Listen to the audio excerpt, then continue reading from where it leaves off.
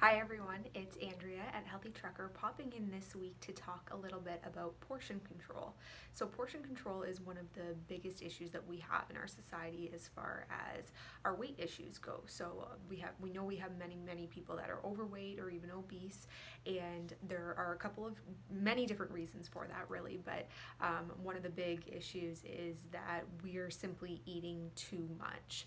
Our portions have grown tremendously over the years, and we can see that demonstrated in things like packages that food is sold in, potato chips. The bags that they used to be sold in would be much smaller, about half the size than what they are now. Now what used to be considered family sized or value sized is actually the normal size that they're selling us. Or say websites that are giving us recipes. 20 years ago, that recipe might have said for, say, a pie, for example, that recipe was for 10 people or 8 people, but now that exact same recipe says that it only serves 6 people. That's because our portions are just growing and people are just expecting to eat more and more, and they're not realizing how much that's actually affecting their health.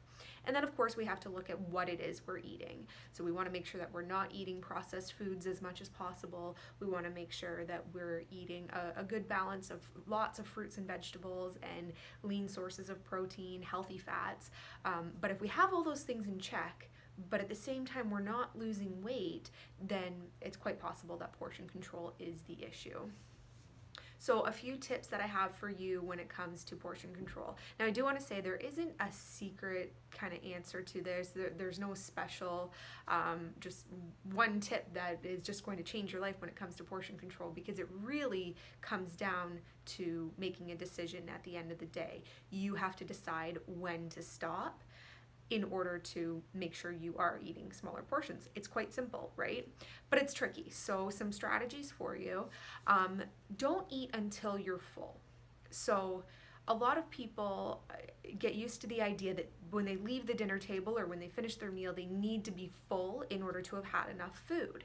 But it actually takes your brain about 20 minutes to realize that you are satisfied and you've had enough food. So if you're eating for 10 minutes longer than you need to be, just not realizing that you're full yet, you're getting in 50% more calories, 100% more calories than you actually needed. And that's over time. You do that every day for a couple of meals a day, you're going to end up gaining weight, and your weight's going to be an issue for you.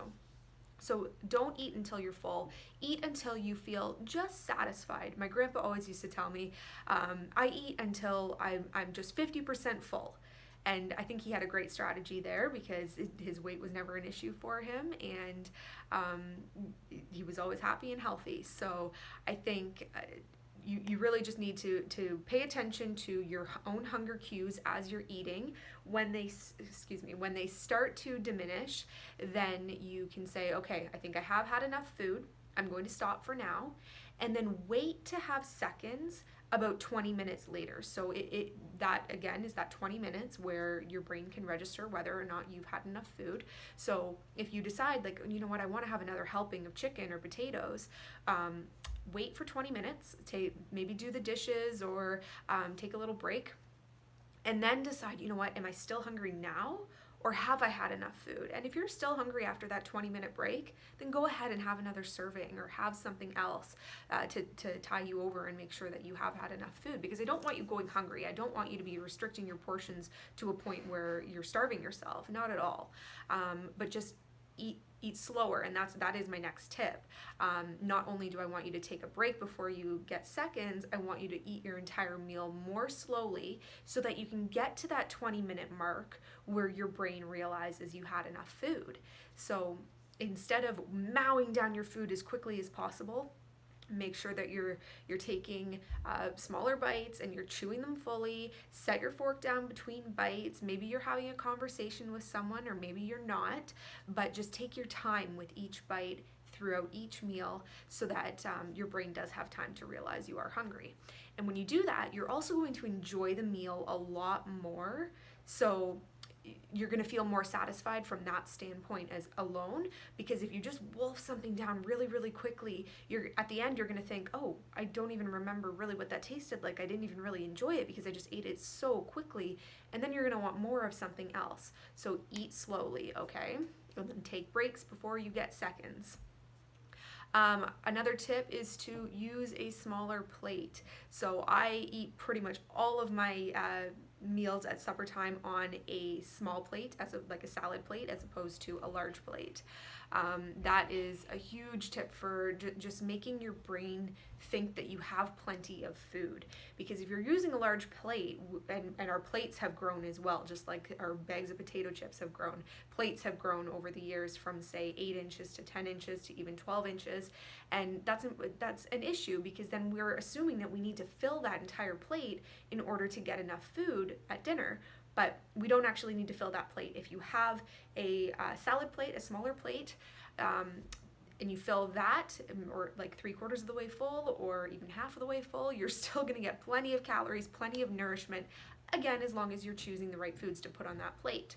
Now, when you are choosing the foods to put on your plate, what I want you to start with is vegetables. So vegetables, you don't really need to worry about portion control when it comes to vegetables. You can load up on them. So fill your plate as much as you want to. I want you to at least have half of your plate be vegetables. If you're going to split it up and look at the portions that way, half of your plate is going to be vegetables, and then the other half can be maybe your starch and your meat. Or maybe you want to go really big with this, and you can do 3/4 of your plate as vegetables, and then add in a little bit of meat and a little bit of, say, potatoes along with that.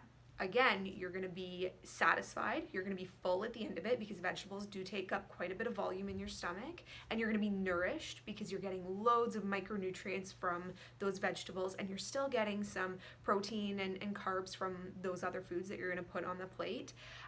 But your portions aren't going to be an issue. They're not going to contribute to a high weight, but they are going to contribute to greater health. All right, next. Sip water throughout your meals. Now, I don't recommend that you guzzle water throughout your meal and that you drink lots and lots of water. You have 2 glasses of water before you eat your dinner. A lot of people do recommend drinking a glass or 2 of water right before you eat. I don't recommend that, because what that does is it dilutes your stomach acid. So your stomach has really concentrated acid in order to help break down your food. But if you drink a ton of water, it's going to dilute that acid, and then you eat, that acid isn't going to be able to digest your food as much. So sip on water throughout your meal, because we often mistake thirst for hunger, or hunger for thirst. So if you are thinking that you're hungry, you might actually just be thirsty. So you need to make sure that you are quenching your thirst to a point throughout the meal, and sipping a little bit of water will also help to pace you throughout your meal. So sip on water throughout your meal. Don't sip on things like pop or alcohol. Just stick with water. That's all you need. My next tip is to take 3/4 of the amount of food that you normally would, or maybe even half. So if you really do struggle with portion sizes, when you're making your plate, and always be the person to make your plate. Don't let your wife make it or your husband make it for you. You are in control. You need to decide how much you really need to eat, all right? That's really important. So when you're making your plate, put just 3/4 of the amount that you normally would, because your brain is so used to just piling all the food on your plate, and you're so used to eating the exact same amount that you always do. You need to make sure that you are cutting back. So automatically say, you know what, only 3/4 of the amount, or half the amount that I would normally get. I'll see how I feel after that, and if I do need more, I'll wait that 20 minutes and then get more. But chances are you'll be fine with just that 3/4 or even half, depending on what your portion sizes look like right now. Those are all my tips for you, but I do want to really emphasize the fact that you have to give this a good go, and you need to be patient with yourself, because right off the bat, you know what, your stomach and your brain are used to eating lots and lots of food, so you need to be consistent, because you have trained yourself to eat large portions, and your body now expects that. So over the next couple of weeks, I really want you to focus on your portion sizes, really kind of take inventory and see where you are with that. Maybe it's not an issue for for you, or maybe your portion sizes tend to be a little bit too small. For some people, that is an issue. So if that's the case, you're more than welcome to send a message to me and we can discuss that. But at the same time, if you think that your portion sizes are an issue, I want you to take a couple of weeks to work on that. Take some of the strategies that I mentioned in here, like eating slower or using a smaller plate or taking 3/4 of the amount that you normally would, loading up your plate with vegetables. Take those tips, do what you can with them, and see how that affects your goals, okay? If you guys have any questions about this, post them below or shoot us an email to info@healthytrucker.com. I am happy to answer any questions you have, and I'm happy to hear any feedback that you guys have for us. All right, as always, if you do have any topics that you want me to discuss in the app or privately, I'm happy to do so, so just let us know, okay? Have a great week.